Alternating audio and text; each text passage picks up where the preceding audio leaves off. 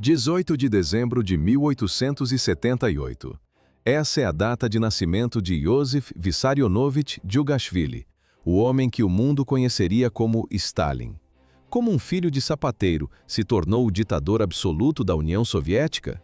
À primeira vista, um seminarista promissor, mas na prática, um revolucionário radical em formação. A resposta está na violência que moldou sua infância em Gori, na Geórgia. O cenário era de miséria extrema. No quadro, uma casa pequena de tijolos e o cheiro de couro curtido. Seu pai, um sapateiro alcoólatra, espancava a esposa e o filho com frequência. Stalin cresceu entre hematomas e gritos.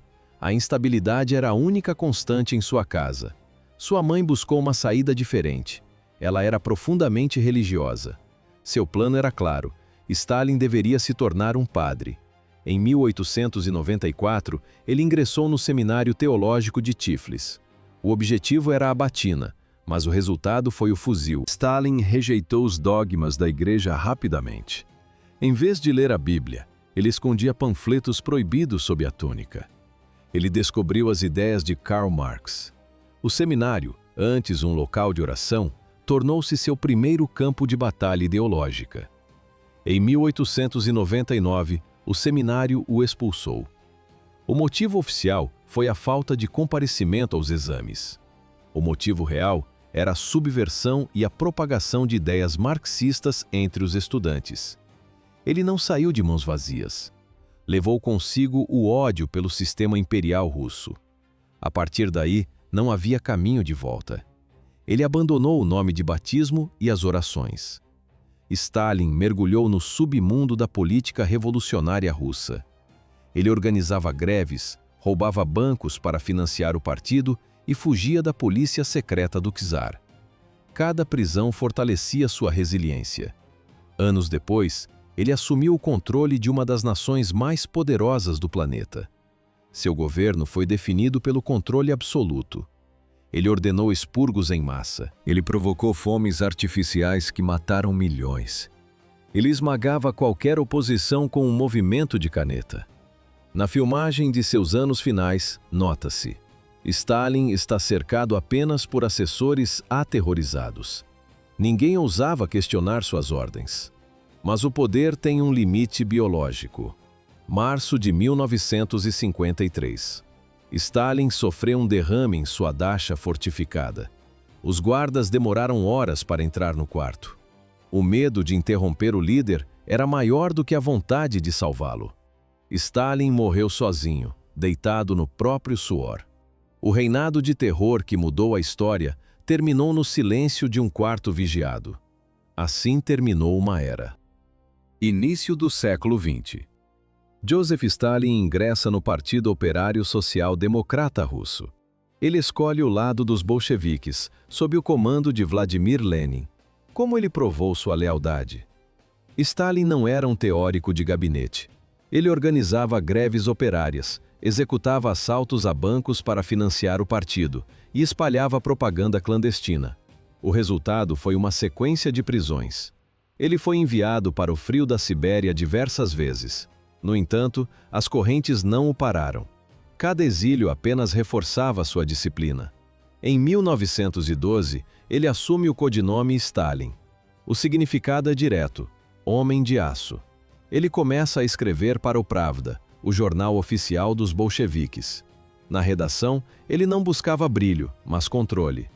Stalin tinha um problema evidente: ele não possuía carisma.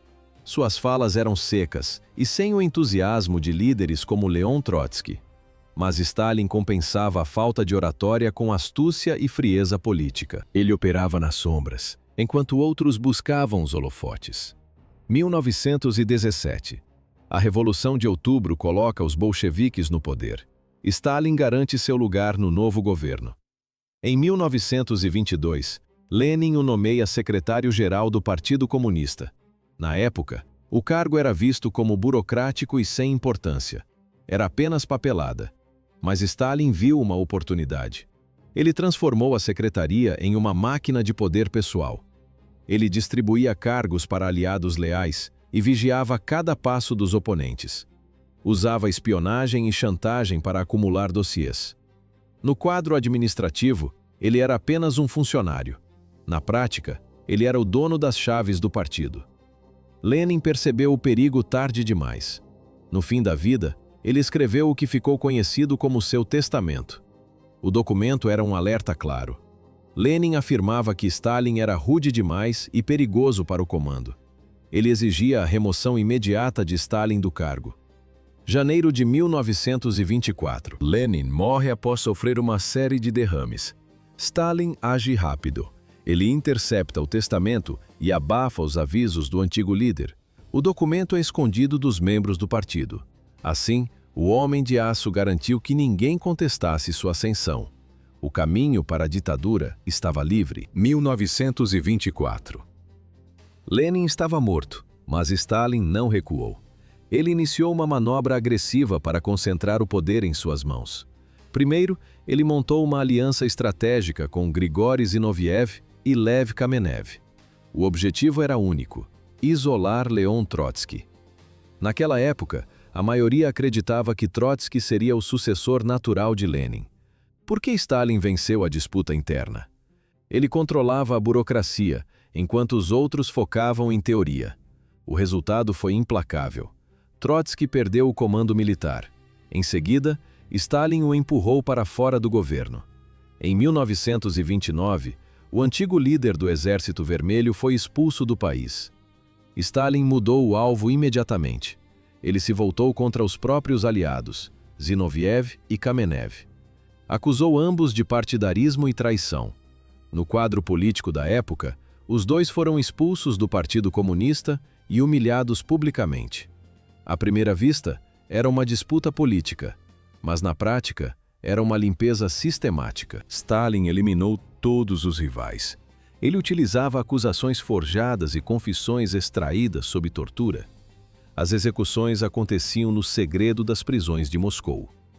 Em 1928, Stalin detinha o controle absoluto sobre o partido e sobre toda a União Soviética. Não restava oposição. Nesse mesmo ano, ele lançou o primeiro plano quinquenal. Era um projeto econômico de escala gigantesca. O objetivo era transformar uma nação agrária e pobre em uma potência industrial pesada. O foco era total: aço, carvão e maquinário industrial. Mas as fábricas precisavam de comida e operários submissos. Mas isso era apenas o começo. Para sustentar a indústria, Stalin precisava dominar o campo. Ele mirou na agricultura. Milhões de vidas seriam destruídas em poucos meses. O Estado ordenou que os camponeses entregassem suas terras privadas, seus animais e suas ferramentas. O alvo principal eram os kulaks. Eles eram pequenos agricultores que trabalhavam na mesma terra há gerações. Na filmagem da época, nota-se famílias inteiras sendo retiradas de casa à força. Stalin rotulou esses homens como gananciosos e inimigos do Estado. O crime deles era possuir um pouco mais de terra ou gado do que os vizinhos. Ele afirmou que os kulaks eram um obstáculo no caminho do progresso soviético. Não havia margem para negociação. Os eventos aceleraram. O confisco total começou. Assim, o Estado tomou o controle da comida e o país mergulhou no caos. Stalin precisava de um pretexto para esmagar os camponeses. Ele usou a resistência rural como desculpa para confiscar todas as terras. O plano era simples: forçar a população a entrar em fazendas coletivas controladas pelo governo. O nome do processo era coletivização. Não existia escolha. Quem recusava o sistema recebia o rótulo de traidor do Estado. Como os camponeses reagiram? Eles preferiram o caos à submissão. Mas na prática, a resposta foi a destruição total. O campo entrou em colapso imediato. Camponeses mataram o próprio gado e queimaram plantações antes de entregar os animais ao governo. A produção de grãos despencou. Sem a posse da terra, ninguém tinha motivos para trabalhar. Na filmagem da época, nota-se campos vazios e máquinas abandonadas. Stalin ignorou o fracasso técnico de sua política. Ele preferiu encontrar culpados. Ele acusou os agricultores de estocar grãos e sabotar a economia soviética. A ordem foi direta: prisões em massa, execuções e deportações. Apenas no ano de 1929, mais de 100.000 pessoas foram enviadas para campos de trabalho forçado. Eram os chamados kulaks. Milhares morreram durante o transporte em trens de carga superlotados. Outros foram fuzilados no local. Famílias foram separadas. Soldados levavam as crianças e expulsavam os pais. Vilarejos inteiros ficavam desertos em uma única noite.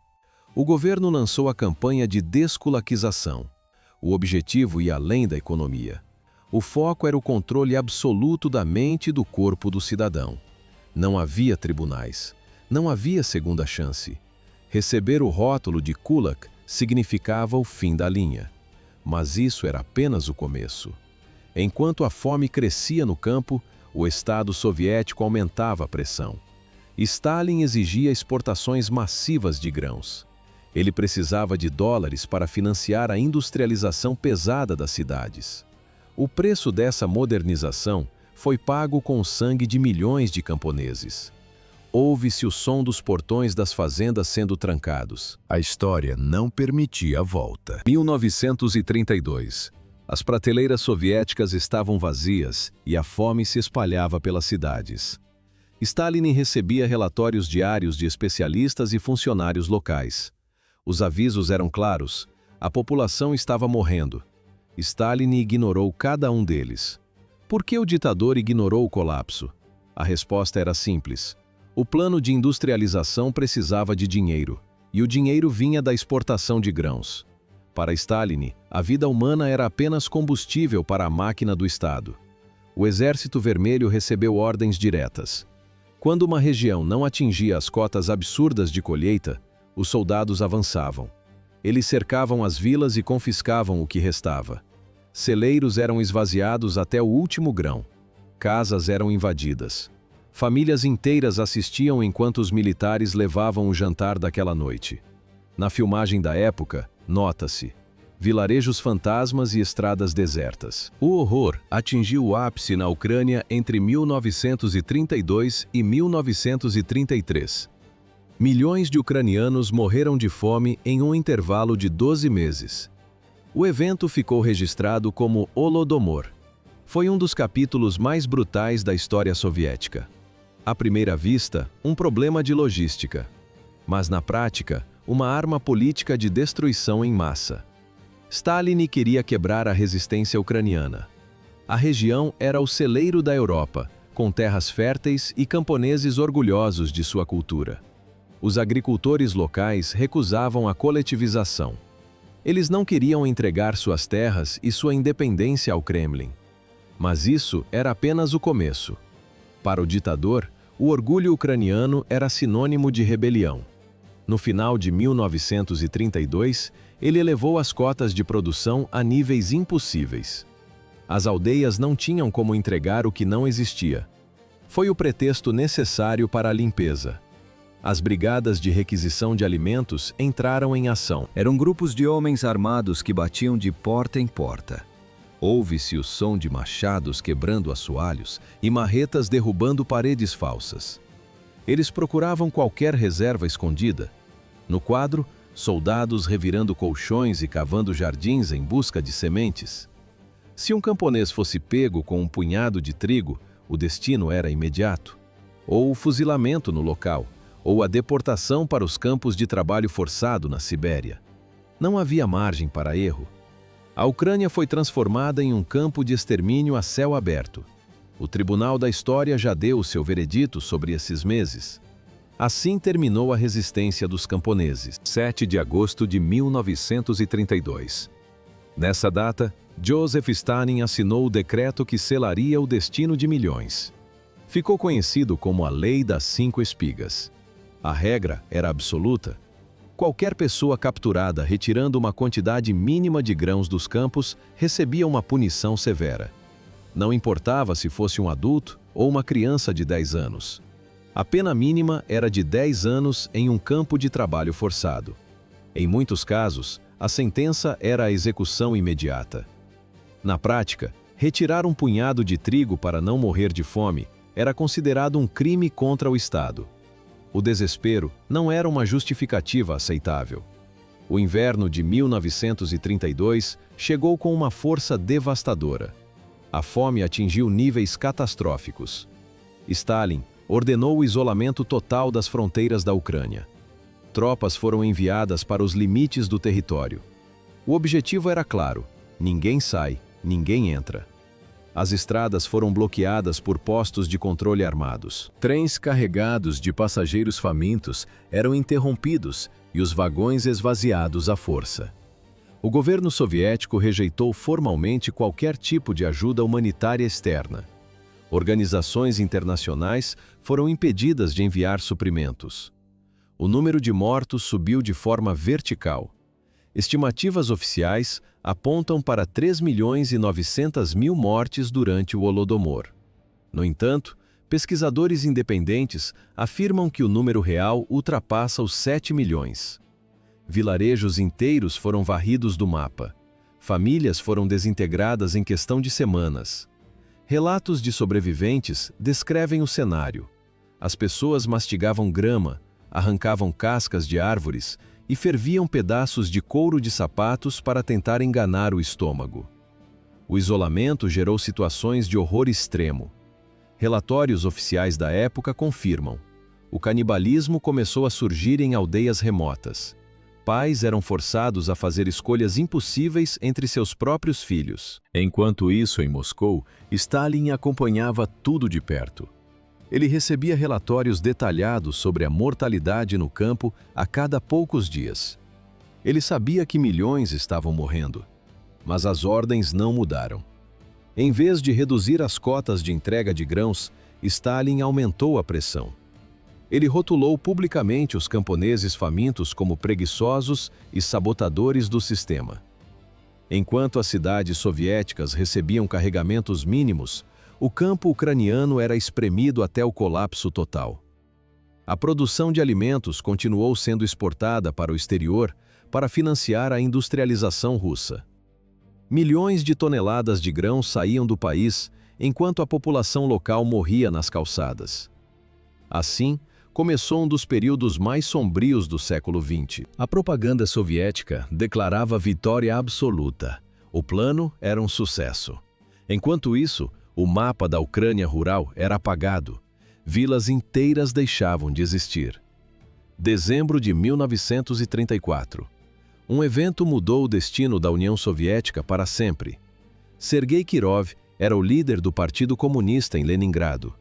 Ele era popular, carismático e visto como o sucessor natural de Stalin, ou seu maior rival. Por que Kirov morreu de forma tão conveniente?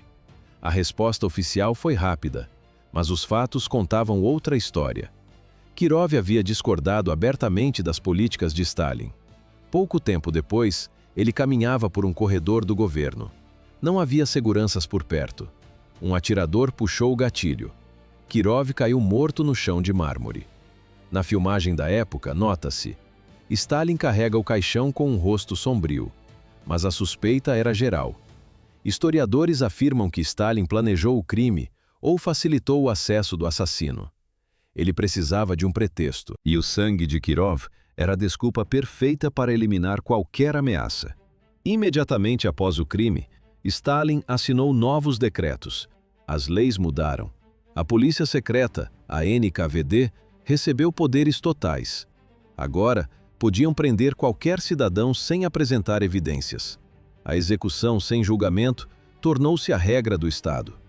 Este foi o marco inicial do Grande Expurgo. Alguns chamam de o Grande Terror. Começou em silêncio, nos bastidores dos gabinetes. Mas em 1936, o processo explodiu. Tornou-se a repressão política mais violenta da história moderna. Os números são brutais. Entre 1936 e 1938, o regime prendeu mais de 1.500.000 pessoas. A logística do medo era eficiente. Agentes da NKVD batiam nas portas no meio da madrugada. O som das botas no corredor era o sinal do fim. Pessoas eram levadas de pijama, sem explicações. O motivo da prisão poderia ser uma piada sobre Stalin, ou 5 minutos de atraso no trabalho. Bastava uma denúncia anônima.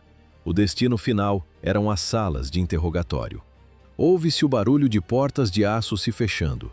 Lá dentro, o método era padrão: espancamentos, privação de sono, fome extrema. Os prisioneiros eram torturados até assinarem confissões de crimes que nunca cometeram. Não havia margem para erro.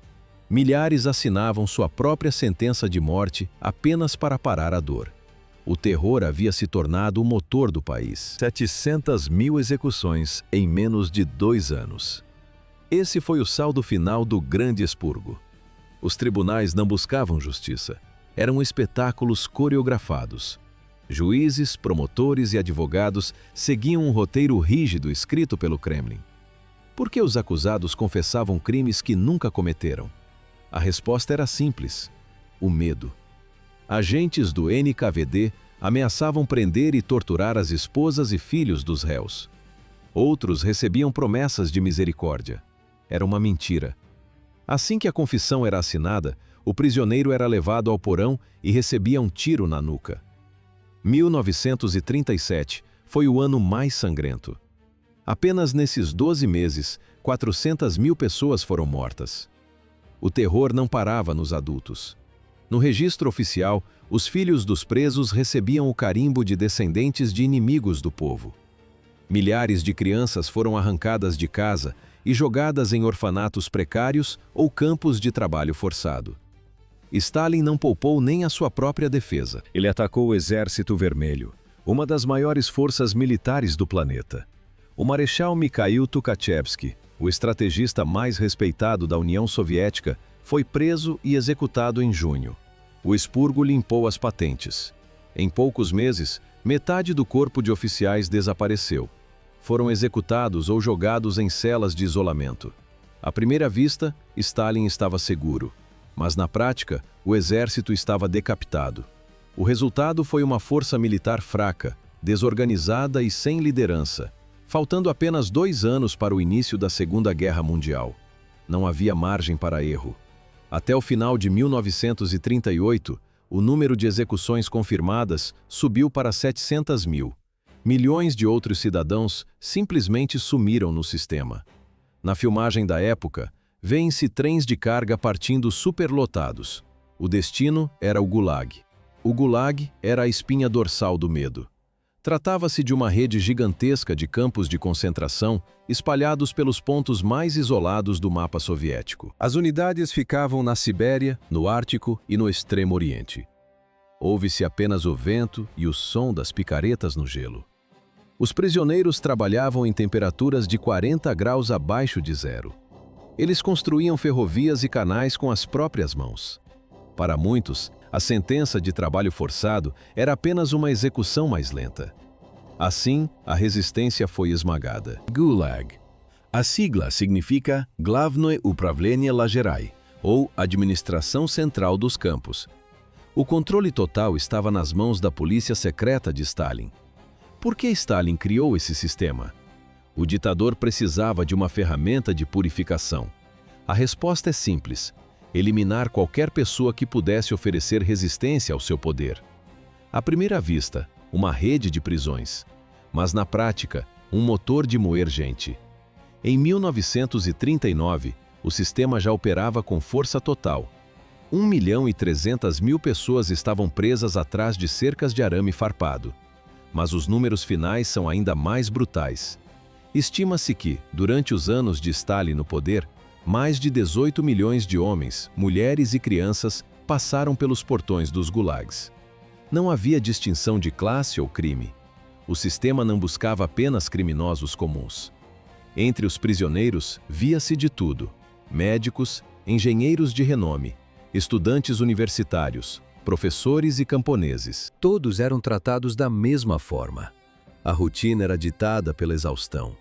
Dentro dos campos, a sobrevivência dependia da produtividade. Não havia descanso. No quadro, prisioneiros carregando pedras sob temperaturas de 40 graus negativos. Ouve-se o som constante de picaretas batendo contra o solo congelado. O trabalho era físico e destrutivo. Milhares de pessoas eram forçadas à mineração manual em condições desumanas. Eles cavavam túneis sem equipamentos de segurança, respirando poeira e enfrentando o frio extremo da Sibéria. Muitos não resistiam ao primeiro inverno. A comida era racionada com base na cota de trabalho atingida. Se o prisioneiro não produzisse o suficiente, ele não recebia o pão. A morte era uma estatística diária. Assim funcionava a máquina de Stalin. 12 a 16 horas por dia. Esse era o tempo que um prisioneiro passava sob o sol ou na neve. O trabalho não parava. Como eles sobreviviam com ferramentas tão rudimentares? À primeira vista, o esforço parecia impossível. Mas na prática, a alternativa era a morte imediata. Eles mineravam minério bruto e derrubavam árvores colossais. Construíam ferrovias que cortavam o nada e cavavam canais quilométricos. Tudo era feito com pás desgastadas, picaretas pesadas e as próprias mãos. Não havia máquinas modernas, apenas o esforço físico bruto até a exaustão total. As rações de comida eram mínimas. Um pedaço de pão seco e uma tigela de sopa rala. Era o limite matemático para manter o corpo funcionando, mas nunca para saciar a fome. O sistema era punitivo. Se o prisioneiro não atingisse a cota diária de produção, a punição era imediata. A ração, que já era escassa, sofria novos cortes. Menos trabalho significava menos comida. Menos comida significava a morte em poucos dias. A assistência médica era inexistente. Não havia remédios, gases ou médicos disponíveis para os detentos. Se alguém adoecesse ou se ferisse no canteiro de obras, era deixado para trás. As execuções e castigos ocorriam em público. O objetivo era claro: instaurar o pânico. O silêncio dos sobreviventes era garantido pelo medo de serem os próximos no paredão. O clima era o maior inimigo. Em campos de degredo como Colima ou Vorkuta, o cenário era desolador. No quadro, extensões infinitas de gelo e vento cortante. As temperaturas despencavam para 50 graus negativos durante o inverno siberiano. Ouve-se o estalo da pele congelando. O congelamento de membros, ou frostbite, tornou-se algo banal. Dedos e narizes apodreciam e caíam devido ao frio extremo. Mas o trabalho nas minas não sofria interrupção. Os eventos aceleraram a mortalidade nos campos. Não havia margem para erro ou descanso. Assim terminou o ciclo para milhares de prisioneiros.